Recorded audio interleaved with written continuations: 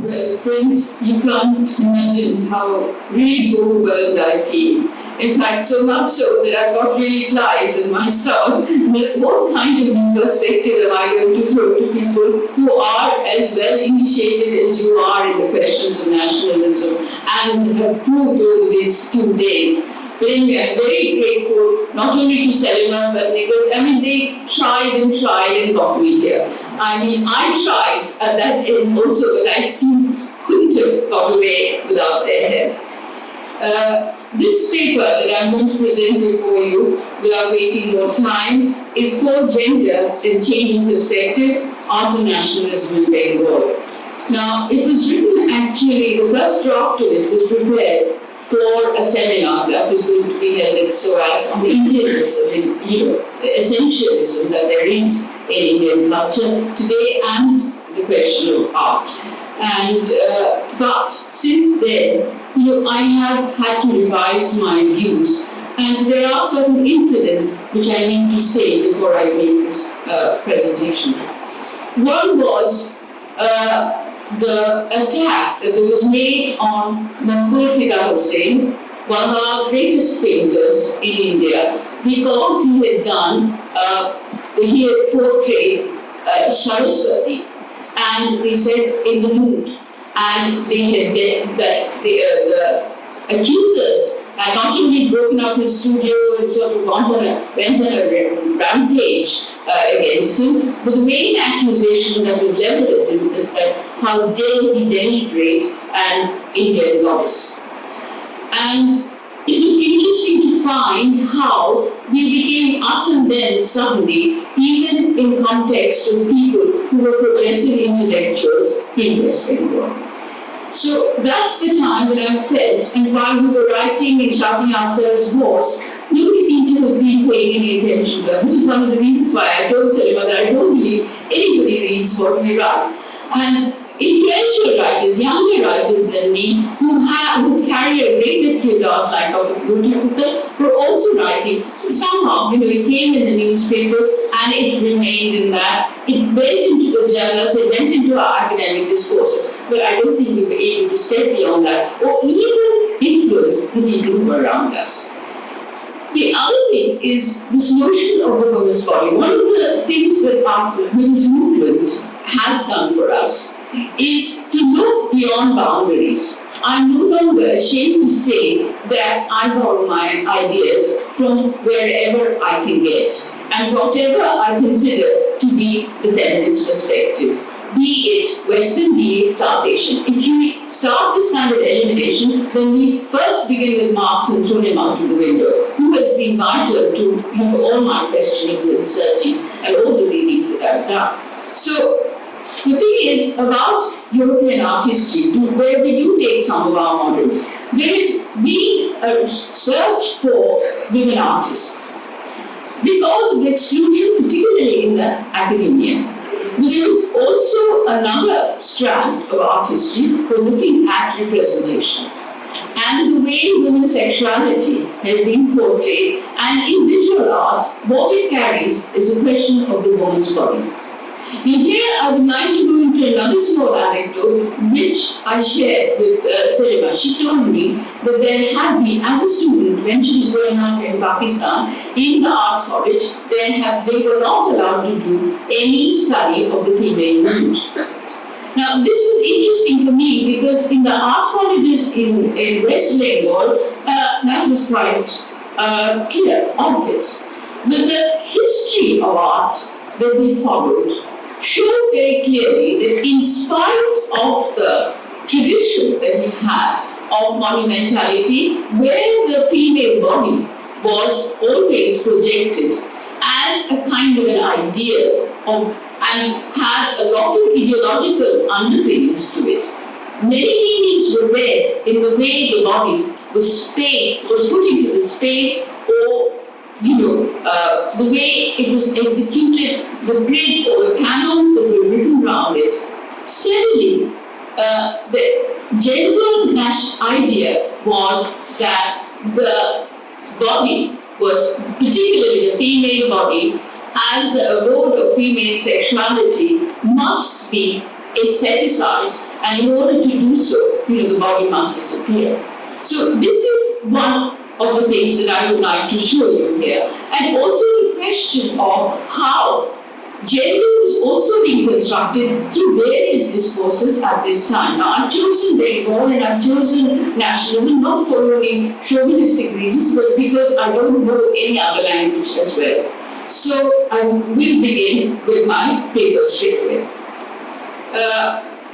The other thing that I would like to say is that the one woman art critic at this time who was extremely influential and who has not been really studied by nationalists and by art historians in general is Sister Nivedita.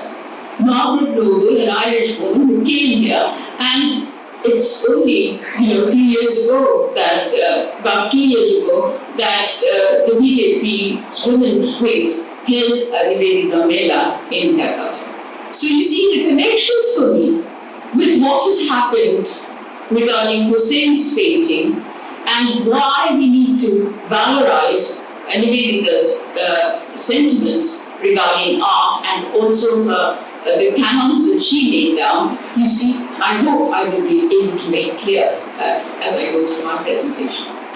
Beginning with a quote from Nivedita: "Shall the Indian Padmini be succeeded by the Greek Helen?"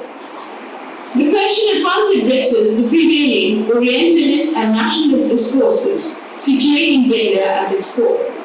The Swadeshi movement of 1905 had initiated some of the debates on art and cultural heritage in Bengal, bringing in its way a realization of self and country to the colonized people. For Orientalists in search of an alternative, the mystic essence of Indian being contrasted with Western materialistic culture provided convenient binaries. The Indians, more specific, in search of an identity, projected the Hindu dharma as the basis of their culture. As Orientalists and nationalists converged on certain common themes, the terms within quotes Hindu and within quotes national came to be used as interchangeable by both groups. Gender assumed a special significance in these diverse yet overlapping discourses. Women held responsible for structuring the social space where the future Hindu was to be born were now relegated the spiritual task of making it exclusive and private. As their inner sanctum, interestingly known as the Garbha Griha, Garbha means womb. In a temple, this sacred space, barred to foreigners, was to be maintained by the spiritual powers of women, mother and wife. Their gender roles were represented through a number of visual images which can be linked to the prevailing discourses on art and nationality. Yet it would be simplistic to look upon these images as mere reflections of a given ideological formula or of the social events within which they were framed. Since paintings have their particular conditions of existence, they are also attended by special kinds of audience expectations. These operate through specific codes, often mediating and restructuring the existing discourses. In order to understand the significance of images which were regarded as nationalist icons in this period, it is necessary to explore their relations with other forms of representations. This is what is undertaken in this paper. Under the general rubric of Orientalist discourse, a number of themes like within quotes art, nationalities, and within quotes cultural achievements were undertaken. A common Aryan heritage within quotes and nostalgia for a glorious past prevailed as key concepts. Through these discourses, images of heroic men and self-sacrificing women emerged as ideal gender stereotypes. The Indians, accepting these as their past heritage, challenged some of the basic assumptions of white missionaries and colonial officials regarding the reading of Indian history. History came to be regarded as a contested domain by both groups of colonial and Indian intellectuals. Yet, as knowledge was held to have the keys to these disputed sites, its use led to a reconstituted game of power that ranged right through the Indian struggle for independence. As the racial tensions deepened between 1885 and 1905, the period which I have chosen, with the foundation of the Indian National Congress and numerous Swadeshi Sabhas and Shudris, demands were raised by Orientalists like Havel and Kumaraswamy for new leaders to guide the masses. Their obvious choice fell on Indian poets and artists. As Kumaraswamy pointed out, It is because nations are made by artists and poets, not by traders and politicians. Endowed with this authority, Indian poets and artists were transformed into magicians and prophets. As art was elevated to the status of religion, considered by Havel and Kumaraswamy the only religion of a colonized people, artists were asked to perform through the ritual task acts of painting and writing their ordained task of spiritually leading the people. Absolved from responsibilities of physical participation in the ensuing nationalist struggle, dissociated from contemporary history, the artists claimed a special position in society, and this was also granted to them. Their past work was the discovery and commitments to their, within quotes, own art. This had the approval of some of the best intellectuals of the day, Rabindranath, writing out to the death of E.B. Havel, pointed out the international inspirational basis of nationalist art activity and emphasized their ability to restructure their own tradition. With infinite patience, within quotes, he taught us to bring back our offerings to our own gods. His efforts were richly rewarded by the inspirations it gave to such masters as Abanindranath Tagore and Nandalal. Indian poets and artists often drew their self-image from this narrative of a prodigal returning repentant from a foreign land. Visually, it was linked to the images of the motherland. She was depicted as Yashoda, the anxious mother waiting for his return, as the Shakti, sacrificing herself for his honor, and as Lakshmi, holding out her boundaries. Juxtaposed against these was a fearsome image of Kali, chastising him for his defeat surrender to foreign rule. Now, you see, both of them, Havel and Kumaraswamy, were considered to be the second voice, both in the official discourse and in the Orientalist discourse. These were men who were very much in sympathy with the Indian nationalist struggle. Havel was responsible for saying that the Indian craftsman was not dead. He was a follower of William Morris, and he said that Indian high art and craft deserved the same kind of attention. What is interesting is that Havel wrote a book called The Aryans in order to position his own situation as a part of the British official. He was the principal of the government art colleges in Madras and then later came to Calcutta. But also as the rulers who understood the subjects. As such, Indians were considered to be Aryans, so were the British. In this book, he included some women, and the two women he included were the heroic women. One was Durgavati and the other was Chandni. So this question of excluding the Muslim woman as non-Aryan was not there for Havel.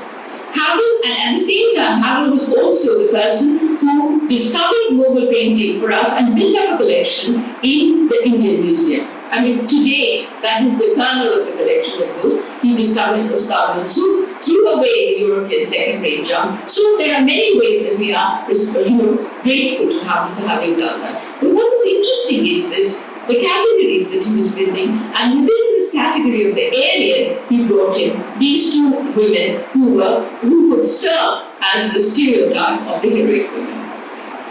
The other was Kumaraswamy. Now, Kumaraswamy was born of a Ceylonese father and a British mother, and spent most of his years in Europe. His need for a niche in India was actually much more than that of Havel. Now, Kumaraswamy did a great deal by discovering the ancient canons, translating them into English, building up a collection of Indian art, and showing it both to the Indian public and to the Western public. And in some ways, he sort of broke this bias that the Indian art did not exist, or that there was no such thing as a great art tradition in India at all. Things which British writers colonial writers like James Mill have been going on and on about. Kumaraswamy's anger against missionary propaganda, directed mainly against Indian customs, finds curious expression through a mixture of defensive and aggressive polemics on the contrasted images of British and Indian women. A number of English customs appear indecent to the Oriental, who ignores the point, and it is a fact that the conventional English women's dress, with its strong sexual exaggerations, within bracket, pinched waist, small shoes, uncovered neck, etc., is far more indecent than any state of nature. So you can understand that, the stereotype of the contrast was already built against which, the essential Indian woman was to be projected. In an appealing allegory, Kumaraswamy structured an icon of the motherland as a captive woman, shackled to a foreigner through her marriage. Unable to free herself, she preserves a secret knowledge for her daughter. The latter, empowered by her mother's store of wisdom, takes on her incomplete task. In spite of the obvious reference to the mythologized accounts of Vedic women, Kumaraswamy here departs from the conventional pattern of representation. Instead of the intellectual rights passing from father to son, it passes here from mother to daughter. Bringing gender to the forefront, Kumaraswamy in this text also dispenses with the earlier Orientalist formulation of the feminine Orient bowing to a male Occident. So, you see, there were departures already. I mean, it's not as if that these Orientalists were sort of, forging a beaten track, or that they can be seen as kind of, one straight line altogether. There were variations and there were subtle differences which we need to look at. Now, revealed also as champions of the anti-colonial cultural struggle by Indians, they were looked upon by their Western contemporaries, that is Havel and Kumaraswamy, as a new brand of Orientalists who possess an insider's knowledge of Indian art practice. During the early 20th century, the works of art history were supplemented by those of Margaret Noble, better known as Sister America. The latter's writing on art and nationalism often used women as metaphors, thus foregrounding the questions of gender. Writing around 1907 in the wake of the Swadeshi movement, Sister Nivedita incorporated art and gender under the thematic umbrella of cultural revolution. It is in the endeavor to take spiritual possession of its own that the national idea is shaping itself in India. She welcomed the change that was ushered in by the Swadeshi movement, at the same time linking the achievements of the past with the art practices of the present. Because art offers us the opportunity of a great common speech, and its rebirth is essential to the upbuilding of the motherland and its reawakening. Weary of the Western process of modernization, Nivedita, when charting a different path for India, used women as a major metaphors. Shall we, after centuries of an Indian womanhood, fashioned in the past of Sita, Savitri, of Rani Ahulabai, or of Janaki of Tipera? Incidentally, both these women burnt themselves to death on their husband's part. Descend to the creation of coquettes and divorcees. Inspired by Vivekananda's ideals, Nivedita upheld Indian art practice as a continuous spiritual development which allowed audience expectations to mold the artist's formal experiments in different stages. No artist can do work which is eternal in quality unless his pictures are couched in terms of understanding of the people. Goalposts to the mindless mimicry of Western art, Nivedita's formulation included a nationalized art form which was receptive to other cultures. In an endeavor to introduce the Indian artist and audience to what she considered to be the greatest art of the world, born of the impulse of nationality, she started writing on a number of European paintings. But you see, she wrote mainly in an English journal called Modern Review. They were then translated and also circulated in Gramsci. Now, both these journals were brought out by a man called Ratnabali Chatterjee, who was supposed to have created a great deal, of the nationalist discourse. And these two books are really these two journals are extremely important in the understanding of the particular climate of Swadeshi that was prevailing during this period.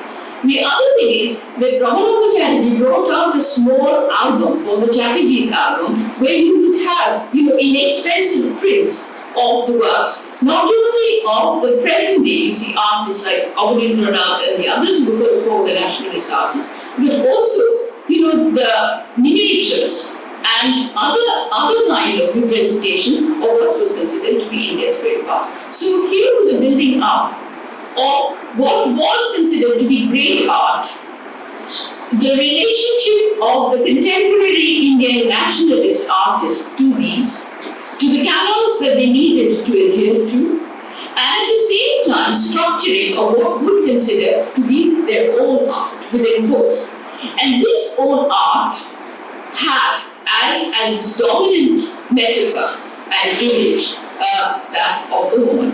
So instead of this, I will now straightaway go into the visual discourse and show you see, from where, which naturally is not only written in this paper. So I think I will begin with the slides. Traditionally, the female figure in Indian art, and this is taken from Ellora, shows a definite working or projecting of the female body, where the analogies are taken from nature, like your eyes, lotus eye, or this thing. But at the same time, there was always this notion of nature which was to come through the kind of procreation. Now this is supposed to be Lakshmi.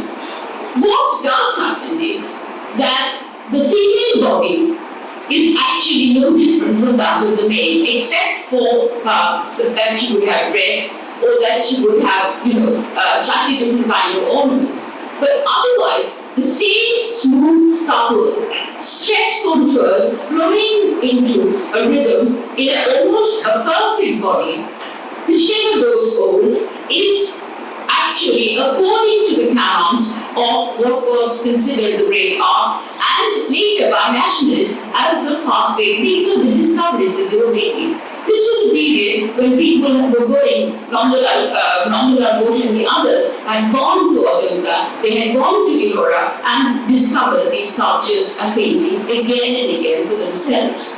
Next second, please. The second slide is from Eastern Indian illustrated manuscripts. This is from a Buddhist painting. It shows, the Prabhupada. Once again, you see the monumentality of the sculpture being transformed into a three-dimensional flat surface with lines, whereby you get a sense of the iconic image, but at the same time, you see the emphasis that there is on the physicality of the body, and there is no attempt to cover it whatsoever. The body was considered to be the repose of nature, and it was nature's power that you were evoking both through the mantras and for everything in order to get a certain amount of power for yourself. It was also, the artist, when creating this kind of image, was supposed to have been giving expression to his own creativity and recharging himself, so to say. Next slide, please. You see, the other vision that came in the medieval period was with Mughal painting. Now, in some ways, you see, I really am lost in admiration of the medieval painters, particularly the Mughal painters, who had incorporated European painting, used it according to their own medium, which is rejected oil painting but used gouache and the tempera, and through lines and their various, in a miniature form, reproduced. This is an ideal beauty. She is somebody who is imagined. But you see, the details are taken very much from the courtesans who they see around them, from women, and I'm very sorry that I didn't bring that slide, where, the kind of the draw that they were following, and at the same time, the technique which they had mastered allowed them to depict the common woman on the street with the same kind of accuracy and who had the same kind of presence as this woman's vision. Now, even here, even when she's veiled and you can see that she's supposed to be the embodiment of grace and beauty, the notion of the body has not disappeared. She's a woman in flesh. It's almost could be seen as a portrait. In fact, for years, a painting like this would be put up in museums and where they would identify it as Jodhabai. which she's an imaginary portrait of an aristocratic beauty. And this is also a period when we know nothing very much about the women artists, though we do know that they existed. Because when the paintings were often signed, we get the names of a number of women artists, and actually they were not professionals like the male artists, nor did they have in their any place in the Karkhana. Now, all this was considered as heritage by the nationalist artists. It's not as if they excluded this particular image because it was not within quotes Hindu. Next slide, please. See, actually, the dissolution of this vision came with colonialism. This is the picture of, this is a portrait of Hastings and his wife, and it was done by Sir John Zuffani. Zuffani was a Royal academic painter, and a copy of this is to be found also in the Victoria Memorial. At the background, you see the governor's house, and you see it was done very much in the mode of Joshua Reynolds at that time, and all the portrait painters who were fashionable in Europe, particularly in Britain, and you have these kind of not only foregrounding of the figures whose portraits were being done, but also all their worldly goods. And in this case, which is very interesting, it included an Indian maid who was dressed in a European dress and held a hand. When you see, the anger of people like Kumaraswamy were not directed so much as Hastings and his wife. It was they were the other. What was the depiction of the Indian woman in clothes like this.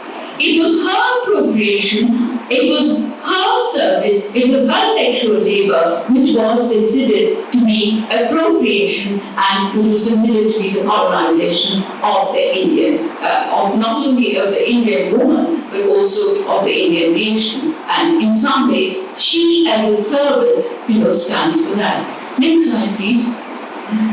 What happened after this is, ironically enough, the Mughal court painters, who were famed for their accuracy, even in the early years, who had accepted European style according to their own needs, were now completely out into the job market. Now, whereas I don't want to do a one-to-one relationship between the production of art and patronage or the economic, but you must remember that the entire social situation does not change. There is a great deal of alienation among the artists and artisans because of the kind of deindustrialization that is taking place. And ironically enough, the men who painted these were known as the artists of the company school. So the company had not only denied that India ever had any art, had appropriated the labor of the Indians, but you see now they were also had no names, so to say. They were all colonized subjects, and as such, the artists of the Mughal school were now transformed into what was known as the artists of the company school. Interestingly enough, they did what was known as a number of these occupation series in which women featured largely. They also did a number of paintings which are known as fairs, festivals, etc., etc. Now, it was very difficult. This was a period when archaeology, ethnography, knowledge of India as such was opening up, and you needed people who would be able to record it. This is the pre-photographic age, and they picked on these people who were the most accurate in their renditions. But you can see the alienation from the earlier Mughal painting to this, where he's doing this woman and she almost has no background, she's the fishmonger, and this kind of a shadow which became a signature tune of the company school, always there. And you can see where, to me at least, it seems that the artist is alienated from the subject which he is drawing. Next slide, please. Here is a continuation of that. And what is interesting is that the European artist of more or less at the same period, slightly earlier on, Solvents, names all these people. He does a series of drawings and calls all these women to be loose women and, all suspected prostitutes. So they have this kind of an occupation in front, but they're actually all prostitutes. I mean, women who were visible on the streets, working class women, were all considered to be available by the Europeans. And this was also a very strange reading of the whole situation, which actually, nationalists later on were protesting against. Next slide, please. But you see, the other vision persisted. It's not as if, it had disappeared altogether. This is a folio of the Nalvadaman manuscript, which is still there in the Victoria Memorial. And the trajectory of this particular manuscript itself shows a very interesting, the way Indian art and in the Indian audience were changing. The Nalvadaman manuscript was copied in the Mughal court. It bears a series of Mughal emperors from Shahjahan onwards. You know that Akbar had a large number of the Indian texts translated, and some of them were also illustrated, like in the Razamnama, which is an illustration of the Mahabharata. The Nalvadaman was translated, and it was done by Faizi, particularly the poetry. Then it came to the Murshidabad court, where the illustrations were added and then pasted on. This is a general manuscript. There are very few back. There are two others which are in the British Museum, and they are not Nalvadaman, there are other subjects.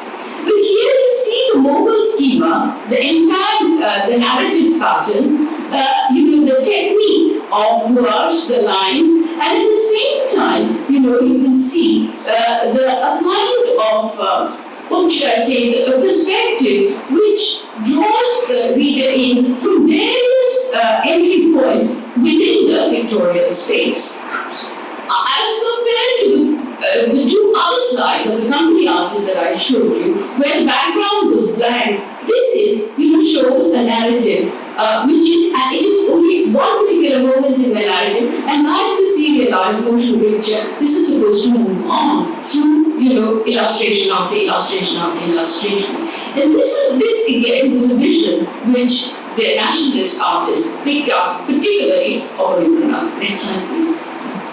At the same time, the men who were known as karigars during this time, artisans, you see, they also retained another vision. So this is their version of the Shahib and the Ben Shahib, the new Buddhas, and their positioning of in some ways of themselves within the pictorial space as a servant. You see, if you see, there are portraits of the company painters themselves who are dressed exactly like this and who are in this kind of, they're showing a painting or they're holding out some object into this thing. And the difference between him and the servants do not sort of differentiate. In fact, you remember Ghulam Hussain Tabatabai, who says that the British only listen to their servants, but how will they understand our problems if they do not speak to the common people? So here is this, you see, the role of the artist, of the subject, people, all symbolized in this one particular figure. Next slide, please. Into this schema then is also drawn, the Nayak Nayika, which was there also in the heroes and the heroines, which were there in Rajasthan painting, Mughal painting, and even in later Mughal painting to Nalvadaman. This is known as the Rashomandiri and Rashodaj. The two heroes and heroines, with the insertion of the table, their positioning, the way they're sitting, at one way, their dress is different.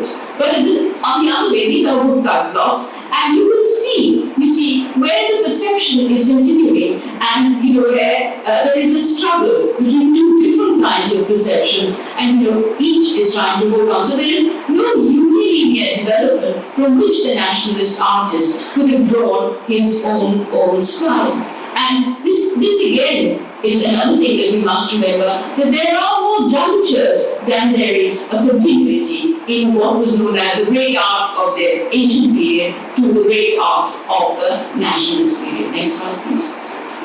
In comes, the popular paintings of the 19th century Calcutta. These are known as the Kalighat court, and this is also the period which is known as the Babu culture. When the erstwhile Zamindar, the Mughal Zamindar, is now turned into the permanent settlement, the colonized Zamindar. And he doesn't, he fritters away his money, he doesn't give it to the artisans, he does not remain as the leader of the rural society which is supposed to be, comes to Calcutta and is totally wasting his time and his money. And you see that naturally the artisans who are also dislocated feel their anger. But at the same time they turn it into a humor. The whole notion, I have no reason to think that just because these are popular paintings, that the patriarchal norms have disappeared. They would like to uphold this Babu as their leader if they could, but the Babu is not giving them much of a chance. So what's happening is there is a reversal, there's a kind of a caricature. Next slide, please, you will see, where in these paintings a lot of the pictures of women come in. You see, this is another perception which was continuing. This is a painting on glass. And here you have, the Vesha, and she's most probably a Kamrawali because of the kind of, clothes that she's wearing. A white transparent missing with a black border.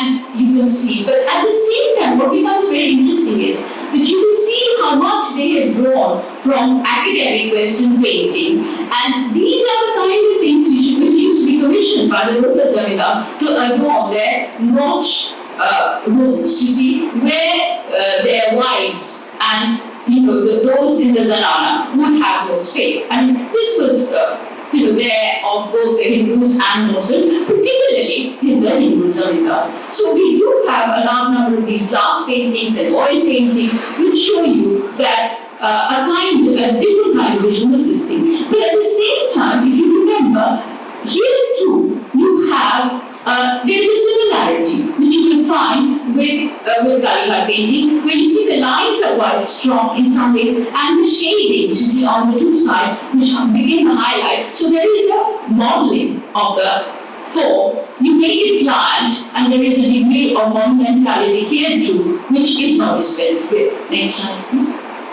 You see now the courtesan takes over. You see here is the Kalighat painter's version of the courtesan, the Vesha.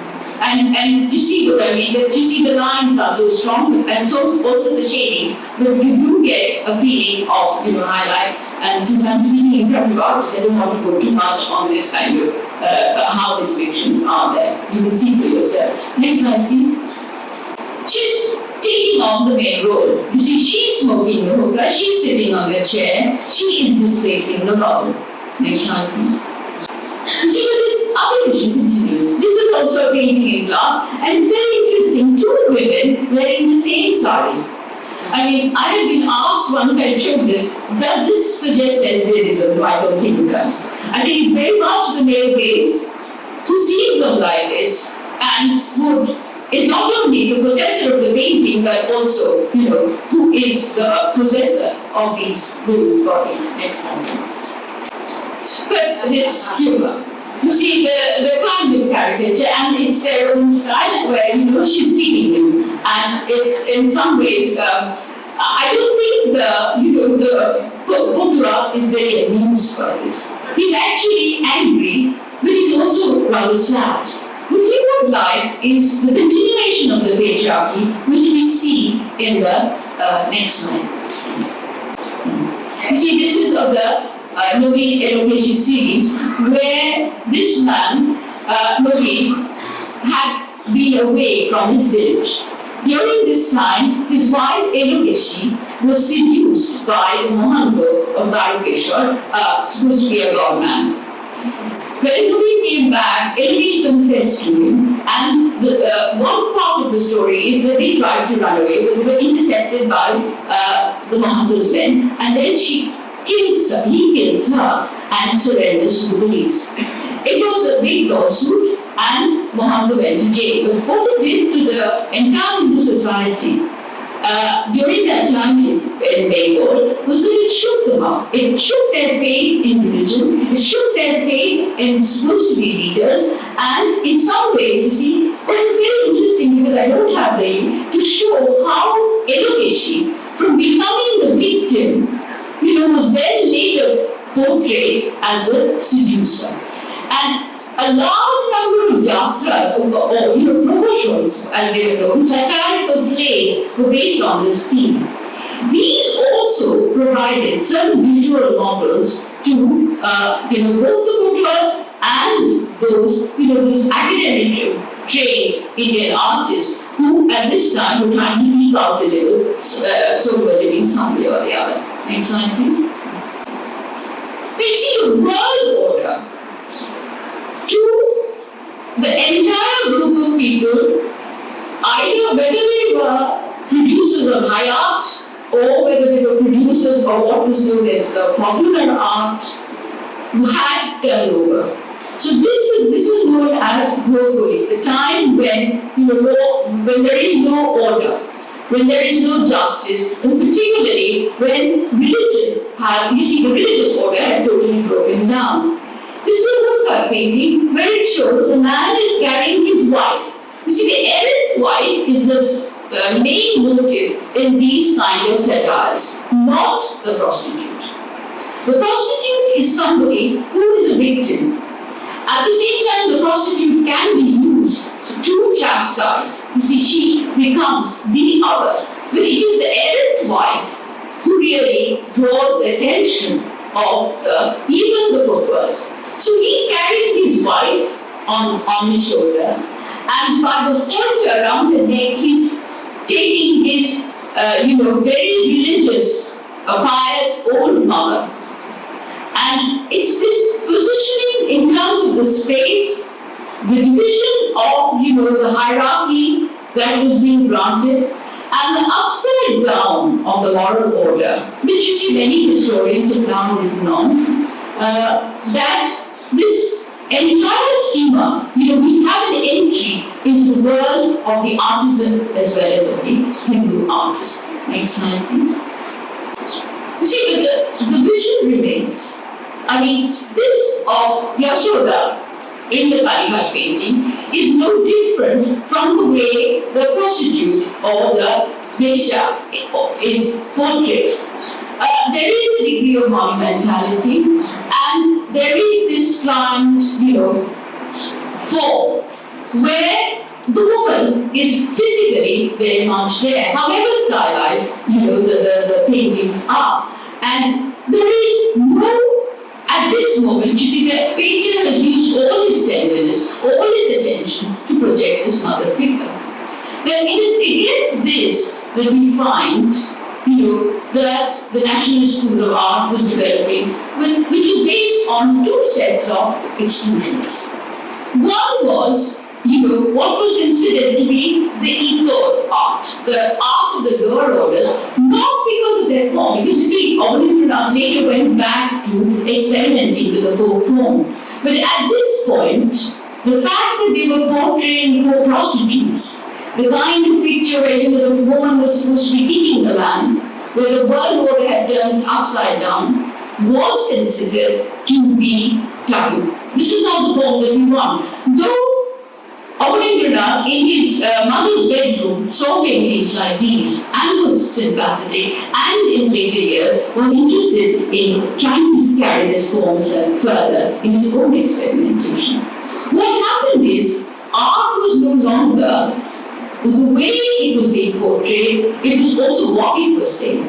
And both content and form now came together as a kind of a challenge to artists who were trying to move away from Western academicism, which they had followed for a long time. Now, I'm not going to go into Raja Ravi Verma and those in Bengal who had followed the academic, because that takes it too long. I will go, because I want to go on to the nationalist icons, I will just take you through the stages that they were going through. Next slide, please. See, this is the studio. Here you have, this is supposed to be Nandalar Ghosh. This is Kumaraswamy. These are the two brothers, the three brothers. This is Aurobindo himself. And these are his two brothers. This is Aurobindo who was known as our first cubist, and who did a lot of experiments, and he belonged to any particular school. And this is Nandulal. This is Kumaraswamy. That's Abanindranath. This is supposed to be Gopalendranath, and that's the three brothers, Shamarendranath, who also painted, but who is not much heard of. Now, what is interesting about this particular painting is that it shows a kind of a collective effort which there used to be in the Mughal Karkhanas.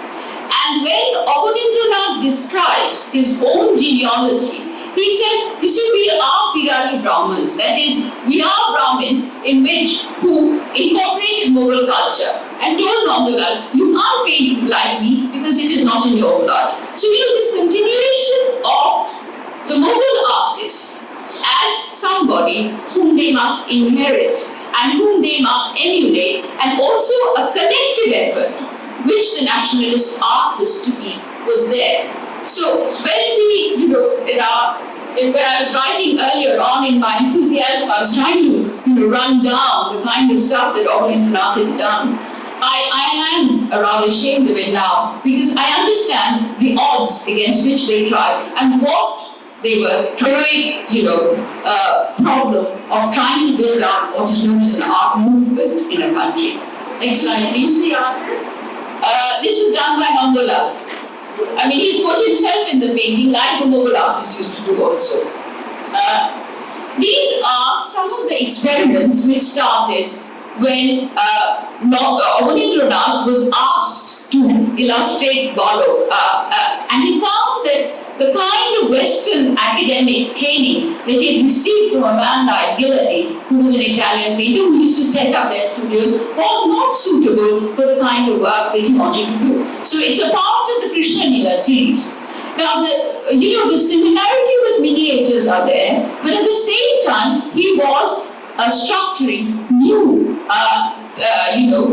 human figures. The male and the female, the Nayak and the Nayika had a stamp of their own. And this entire series is very, very reminiscent of bringing in a kind of natural scenery, the kind of training that he had received from European masters, but at the same time trying to imbibe what he considered to be the Indian spirit through adherence to the form of the miniatures. Next slide, please.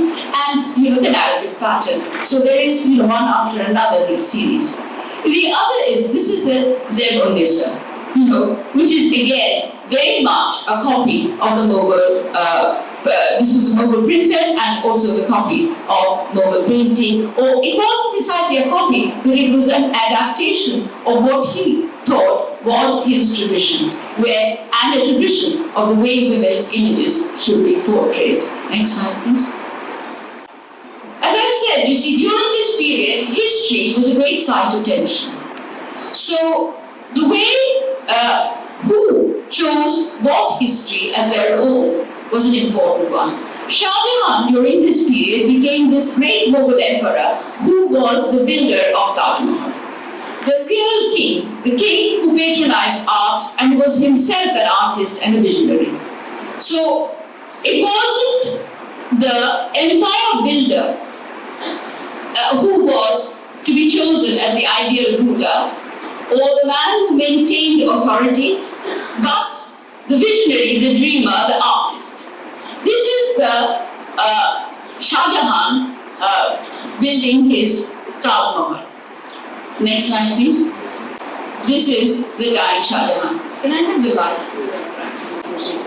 You see what happened is that this was the last painting that I showed was actually done on wood, it was done on wood and it was oil. Yet, if you remember, if you see the painting, can I have the lights off and let's have the slide again. They're extremely reminiscent of the kind of pillars that you see in Mughal architecture, particularly in the forts in Agra and Delhi. The woman who's sitting in front, supposed to be Jahanara, had the face of the artist's dead daughter. This face reappears again in Bharat.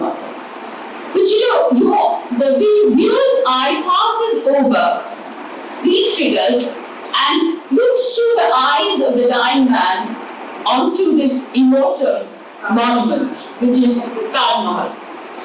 So it was, gleaned from history, from romance, an idealized notion of gender was injected into this, and infused with the artist's feelings for the loss of a dead daughter. All these, came to form a woman's image. But interestingly now, it is now that slowly, you see, the physicality of the body slowly disappears. Next slide. We have here Ashitada's Buddha and Shujaga. Once again, you see the role of the nurturer, and at the same time, akin to what was happening, or the copies of the Ajanta morals. But here, they were trying out their own individual style as well, and these were used as illustration to the myths of the Buddhists and the Hindus, written by Sister Nivedita and Kumaraswamy. Translation of or culling of some of these myths and translating them. Next slide, please. We have Ismat Chukkai, An Evening Lamp. So you can see the various kinds of traditions which were being incorporated. This is considered to be the evening lamp.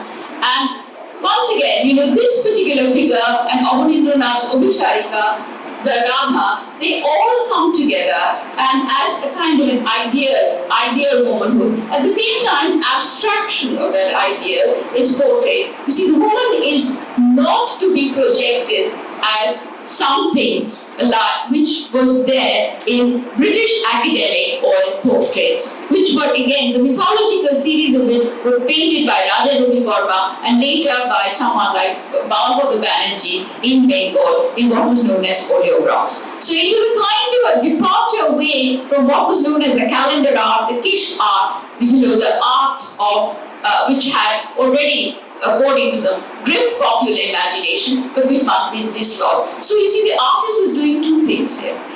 They were at the same time leaders, and aesthetic leaders, but at the same time, they were reconstructing gender through the creation of the nationalist icons. Next slide, please. So what I would like to point out here is that the critiques at this time, particularly people like Kumaraswamy and Sister Nivedita, had a greater hand in structuring these icons than did the artists themselves. The feminine images which were projected were loaded with emotive values, and they were open to many readings and interpretations. They were easily converted to political icons with significances that went far beyond their mythic or immediate allusions. Thus, in Abanindranath's paintings, of Deepavali or Ismat Chukkai's of the evening lamp, the image of a woman carrying a lamp was interpreted as the spirit of the motherland trying to dispel the darkness of colonial rule.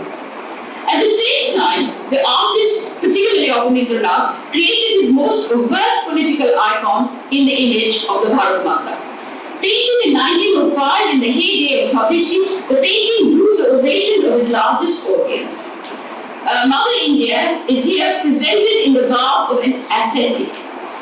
She stands suspended in space, her four arms bearing the belongings of food, clothing, learning, and spiritual salvation.